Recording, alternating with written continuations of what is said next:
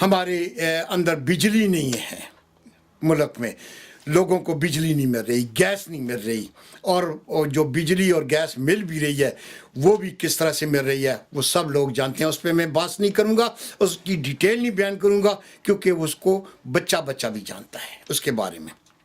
لیکن ہم اتنی بڑی طاقت ہونے کے باوجود بھی قومی سرمایہ لگا کر یہ چیزیں بنا کر آج ہم ہر سہولیات سے محروم ہے ہماری عوام، اور آئندہ کب تک رہے گی. اور دنیا یعنی ہمارے ملک کا ہر ادارہ تباہ ہو چکا ہے. کوئی کیا کہہ رہا ہے، ریلوے کو کہہ رہا ہے ہمیں نہیں دیا جا رہا، فنڈ نہیں دیا جا رہا. او بھائی فنڈ جاتا تو جاتا کدھر ہے؟ کوئی کدھر، ہم معاف کرنا، میں نے وہ ان کی نقل میں ایسے کیا، کرنا نہیں چاہیے تھا، لیکن میرے جذبات ایسے ہیں کہ میرے اگر ہاتھ ان تک پہنچے گروانوں تک تو یقین جانے دنیا تماشا دیکھے کہ یہ جو لٹیرے ہیں نا، ان کا میں کیا حشر کرتا ہوں. میں یہ ویڈیوز اس لیے نہیں بھیج رہا کہ میں کل آ کر وہاں پہ کوئی امیدوار کھڑا ہوں گا یا میں کوئی لیڈر بنوں گا. نہیں، جہاں تک پاکستان کی سلامتی کا مسئلہ ہوگا، اس کو بچانے کا مسئلہ ہوگا، اس کے لیے قربانی دینے کا مسئلہ ہوگا، میں اور میرے ساتھی ہم اس حد تک بھی جا سکتے ہیں جہاں سے آدمی کی زندگی واپس نہیں آ سکتی، ہم اس کے لیے بھی تیار ہیں. کون آدمی تھا یہاں پہ؟ سبھی دنیا بڑی بڑی تقریریں کرتی ہیں پاکستان کے بارے میں، لیکن جس وقت سلالہ کے اوپر اٹیک ہوئی اور میں نے سب کو یہ ریکویسٹ کی تھی کہ آؤ یو این او کے سامنے ایک ڈیمونسٹریشن کرتے ہیں اس کے خلاف، کوئی بھی نہیں تھا سوائے ایک آدمی کے میرے، جو جان باز میرے پاس کھڑا تھا. میں نے جا کر اس کے سامنے دی اور وہ قرارداد بھی بین کی مون تک پہنچائی جس میں سلالہ کا ذکر اور جو اس کے اوپر اٹیک تھا. لیکن اس کے اوپر، اس ایشو کے اوپر ہماری حکومت کسی قسم کا زور ہی نہیں دے رہی. رات گئی بات گئی، اب اس مسئلے کو کوئی نہیں اٹھا رہا، اور اسی لیے اس مسئلے کو کمزور چھوڑ کر، اسی طرح چھوڑ کر ہم کمزوری کے اس صف میں جا کھڑے ہوتے ہیں جس پہ عام لوگوں کی بھی نظر نہیں پڑتی.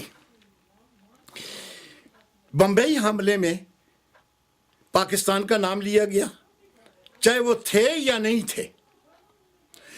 اب اس سمجھوتا ایکسپریس میں کتنا بڑا سانہ ہوا، اس کو کوئی نہیں مانتا. دنیا میں پورا جو ہے وہ بمبئی حملے کی آج بھی جو ہے بات گشت شروع ہے، اور آج بھی ہم سنتے ہیں، اور آج بھی ان کے وزیر خارجہ تک ہر وزیر کہتا ہے کہ ہمیں جس وقت تک زیرو ٹالرنس نہیں ملتا، یہ ایگریمنٹ نہیں کرتا پاکستان کی دہشت گردی آئندہ نہیں ہوگی، ہم کسی صورت میں بات چیت کرنے کے لیے تیار ہی نہیں ہیں. تو یہ لوگ یہاں تک بھی آج بھی اس بمبئی حملے سمجھوتا ایکسپریس کا کوئی نام ہی نہیں لیتا. اگر برطانیہ یا امریکہ یا کسی بھی جگہ پہ کسی سے پوچھا جائے سمجھوتا ایکسپریس کے سانے کا، تو وہ کہتے ہیں کہ ہمیں نہیں پتا، وی ڈونٹ نو. اگر بمبئی کے بارے میں پوچھے گا تو وہ A to Z ہمیں بتا دے گا کہ ایسا ہوا ہے. کیوں؟ کہ ان کا پراپوگنڈا، ان کی کابینہ، ان کے سیکٹری، ان کے سفیر، ان کے سارا کچھ جو ہے وہ ملک کی بہتری اور اس کے سیفٹی کے لیے پراپوگنڈا ان کا بڑا مضبوط ہے. پوری دنیا میں انہوں نے ہمیں بدنام کیا ہوا ہے، لیکن ہمارا پراپوگنڈا یہی ہے. رحمان ملک آ کر جھوٹ بول گیا، اور یہ میں آپ کو بتاؤں کہ یہ MQM کا تنخواہ دار ہے.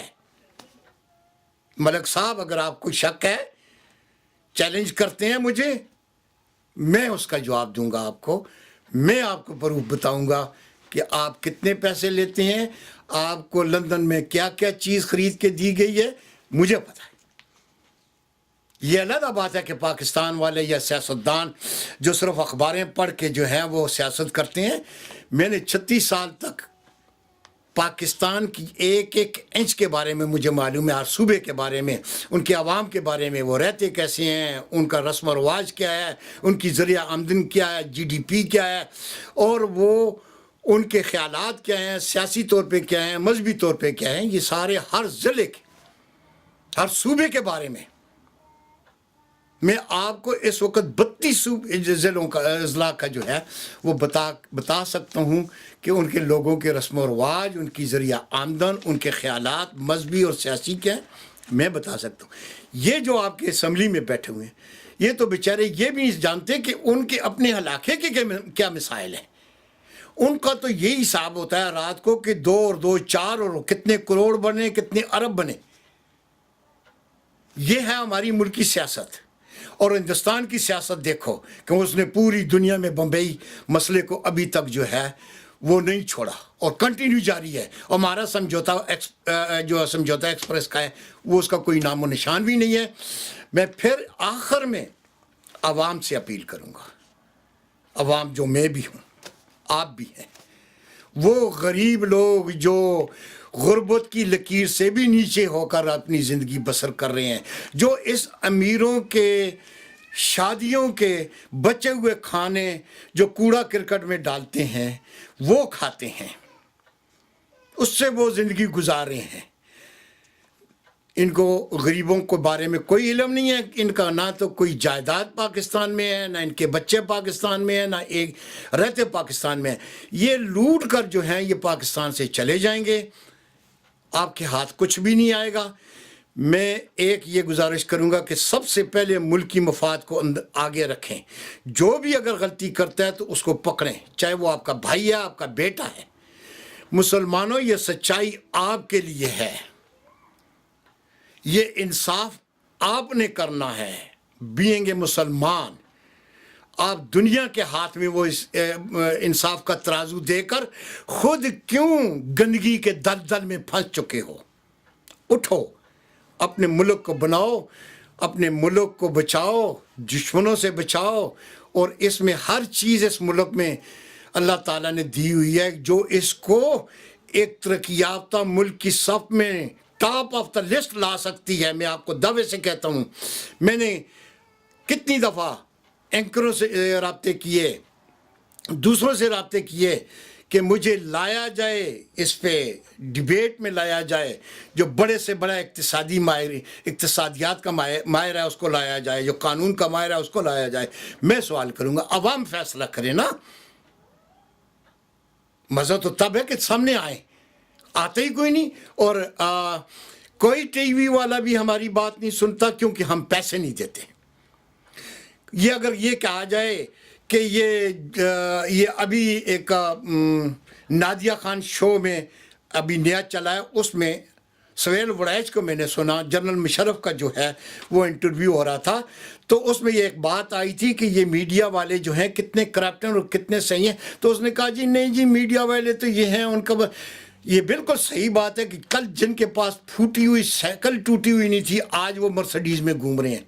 मैं आपको मिसालें भी दे सकता हूँ।